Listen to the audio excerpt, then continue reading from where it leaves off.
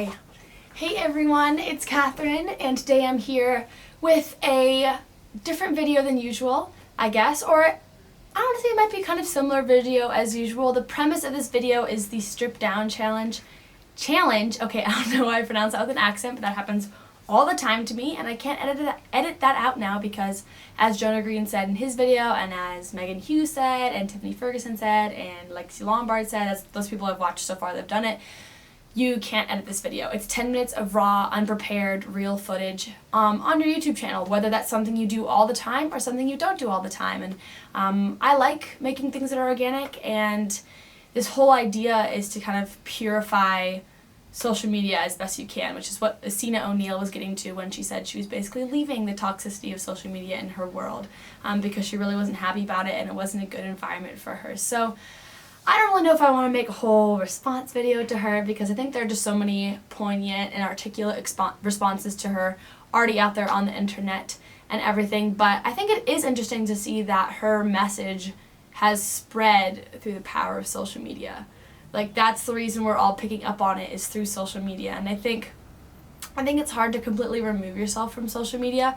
Like, I have plenty of college friends that delete their Instagram accounts or inactivate themselves from Facebook and Snapchat and all of that and remove themselves from it. But at the end of the day, like, there are reasons you have to be on it. They'll have to reactivate Facebook to look at Facebook groups that have meeting deadlines and study groups and stuff like that, and they'll have to reactivate like text message. Well, I mean, you can't deactivate text messaging, but like group me and stuff and things to communicate with friends, just because they like that is a way to operate, and there's no way to really fully remove yourself from social media, but there is a way to do it in a more, or at least a little bit more productive way than something that is super contrived. So I think, like, if you look at Instagram, that is so easy to contrive and so easy to process and do in a very defined and singular way. But I think YouTube, in my mind, is on a little bit further down the spectrum of things that are, a little bit more real. Like, you can see the person. You can't contrive every single word. They say you can't edit, but I don't think editing and preparing a video is horrible. Do I like having bullet points of what I want to hit on the video? Yeah, and that way I can do less editing on the video and I don't have to make it as processed and I can talk real to you. But I love talking, and I like making my videos appealing to the viewer. Like, if you had to see what I did to prepare for this video, I mean, I have 10 clips on this camera of me trying to set up the frame right. Like, just that. Like, I was just placing the camera, press and record, sit here, see if it was in the right frame, make sure it was in focus, go back, make sure the lighting was right. And that's because, first of all, I'm not filming on my own gear. This is my boyfriend's camera, and it doesn't have a viewfinder, so it's great that I don't have to look in the viewfinder and make my gaze over here, but it means that I have to do a lot more preparation in the first part. And do I think that's horrible? Do I think that's bad? No. Like, I like making videos that are more effective for you to watch. Like, should I have removed my glasses? Yeah, but guess what? My contacts have been irritating my eyes so much that I can't wear them for more than 10 seconds. And would I love to get new contacts? Yeah, but unfortunately I don't have an appointment until like winter break because they couldn't get me in over Thanksgiving break in my hometown, and I'm at college here in LA, so that means that I have to go to an optometrist over here, and I don't even trust like the people over here to like know what my prescription is like and what my eyes are like. So that's why I'm wearing my glasses for this video. But the video I'm going to film after this, which is the reason I set all this up in the first place, I'm going to take my glasses off, and that's why I put on makeup for this video, and that's why I did my hair for this video, just because it is more appealing and it looks nicer, and you get fewer comments about people saying, ew, your skin looks gross, and ew, your hair looks gross. And that's why people do it, because there are these like toxic commenters. But I think for the things like setting up your frame and making sure you're in focus and making sure you can see my eyes instead of focusing on the glare of my glasses, that makes my message more effective and more receivable to you. Oh my god. I literally didn't even do 10 minutes on my timer like you're supposed to. That's how little I prepared for this video. So, I have 4:26.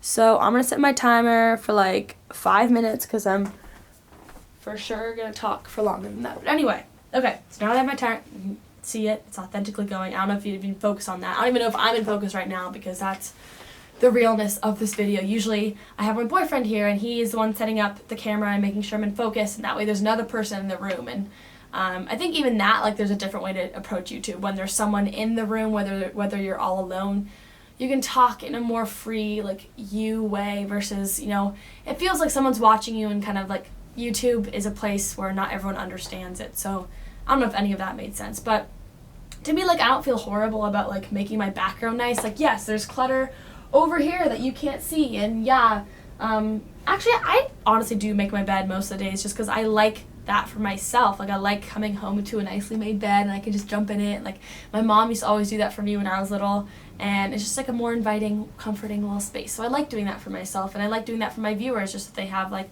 a better overall, like, image. Like, it is nice to have something that's clear and nice, but I think it is important to be transparent about what you're doing in your videos, and if your sponsorships are for you purely or for the viewer.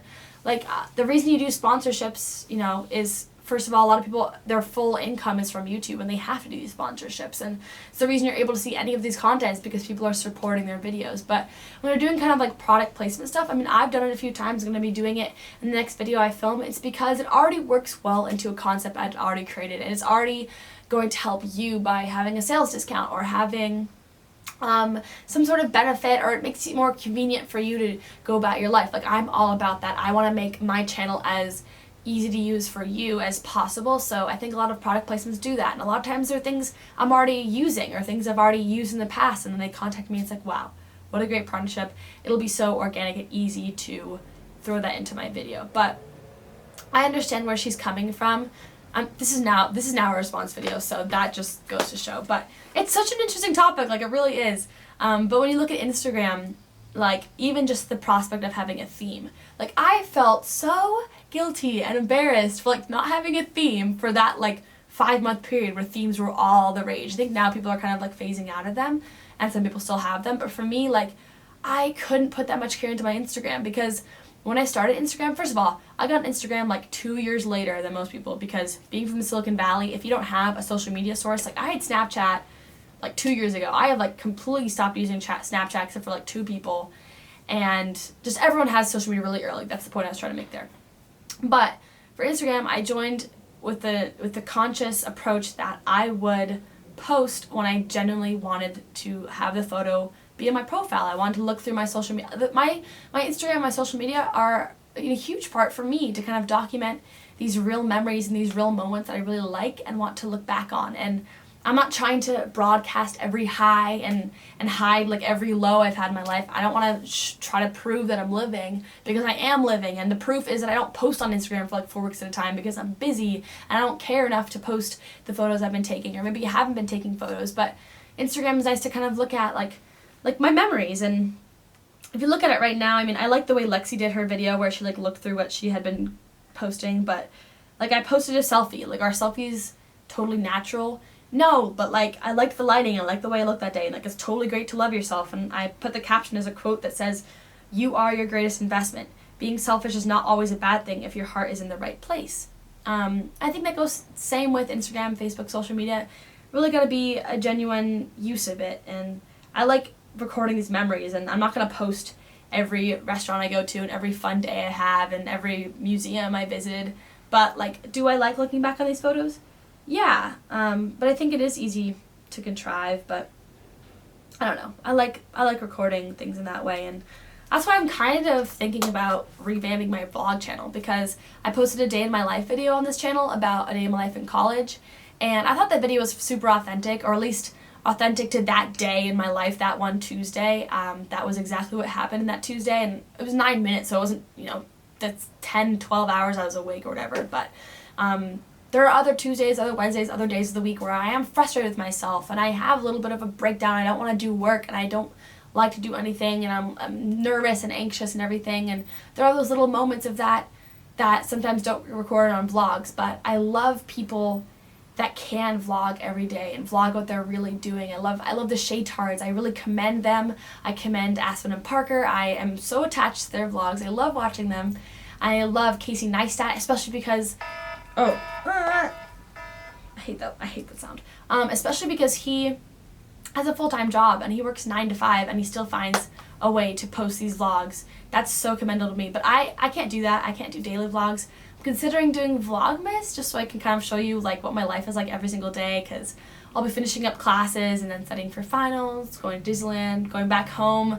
Haven't been home in like a year, really. I haven't been home for more than 4 days since last winter break. So I'll be there with my bestest friends in my hometown and going around with my boyfriend and my family. And I want to show you all that, show you how I live, and have those memories for myself so I can look back on it in years and say, like, wow, like, I don't even remember doing those things, but now they're recorded. And I probably will try to keep up weekly vlogs after that if I have the time. I think my spring semester worked out in a way that I have fewer like intensive classes because I just couldn't even get them on my schedule. That's a whole other story, but yeah, I should be having more time. So my vlog channel hasn't been posted on for like a year, but just because I haven't had the time to figure out how to vlog. And vlogging is honestly very difficult to manage, actually recording what's happening in your life. And also I feel like vlogs end up being people just recapping, this is what happened, here's what happened, and that's a less, real like manifestation of what you do in your day. So it's gonna be difficult. I'm gonna try it out, see how it works. If you want to see that, please comment down below.